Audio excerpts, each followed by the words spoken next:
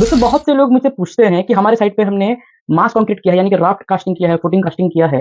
उसमें हमने थर्मोकपल ये डिवाइस इंस्टॉल किया था ताकि हम टेम्परेचर को मॉनिटर करते रहे।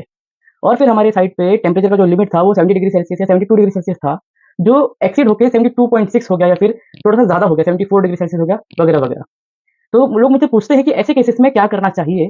और फिर ये जो लिमिट है, ये लिमिट इतना ही क्यों है? इसके पीछे का लॉजिक क्या है? ये उन्हें जानना है। देखो राफ्ट में जो क्रैक्स आते हैं, वो सिर्फ़ एक ही रीज़न से नहीं आते, मतलब जो मैंने थर्मल स्ट्रेस जो मैंने बताया सिर्फ़ इसी वज़ह से नहीं आते।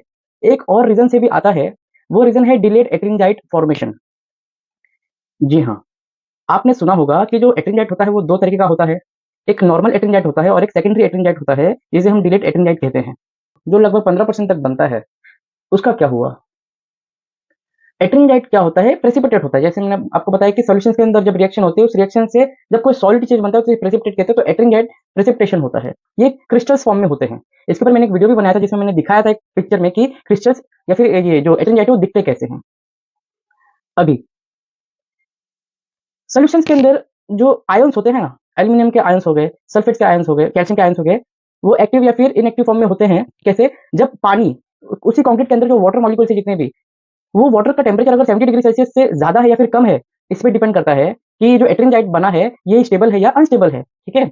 एट्रिंजाइट क्या होता है? एल्यूमीनियम आयन और फिर सल्फेट्स के बीच का जो रिएक्शन होता है, इससे एट्रिंजाइट फॉर्म होता है, ठीक है? अभी इसमें होता क्या है कि जो फॉर्मेशन होता है एल्यूमीनियम आयन्स और सल्फेट आयन्स का, उससे बनता है AFT, ठीक है? टी यानी कि ट्राइसल्फोनेट्स, ठीक है? इसमें सल्फर्स के समझ लो कि 3 मॉलिक्यूल्स होते हैं।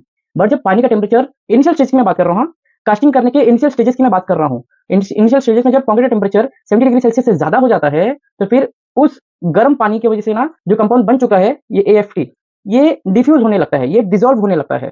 इसमें से जो आयन्स है, अब वो अनस्टेबल हो जाते हैं। अब वो कंपाउंड में से निकल के अब वो पानी में घूमते रहते हैं। ये अनस्टेबल हो जाते हैं। तो जो AFT था, ट्राइसल्फोनेट्स, अब ये डिफ्यूज़ होके अब ये मोनोसल्फोनेट्स बन जाते हैं, यानी कि सिंगल मॉलिक्यूल ऑफ सल्फेट्स वाले, ठीक है? तो ये जो मोनोसल्फेट्स बन गए, बाद में जब पानी ठंडा होता है ना, जब पानी ठंडा होता है, तो जो डिफ्यूज़ हुए थे वो आयन्स फिर से इसी मोनोसल्फेट वाले से रिएक्ट होते हैं और फिर से ये ट्राइसल्फेट्स बना देते हैं। अब ये AFM से अब ये AFT फिर से बन जाता है।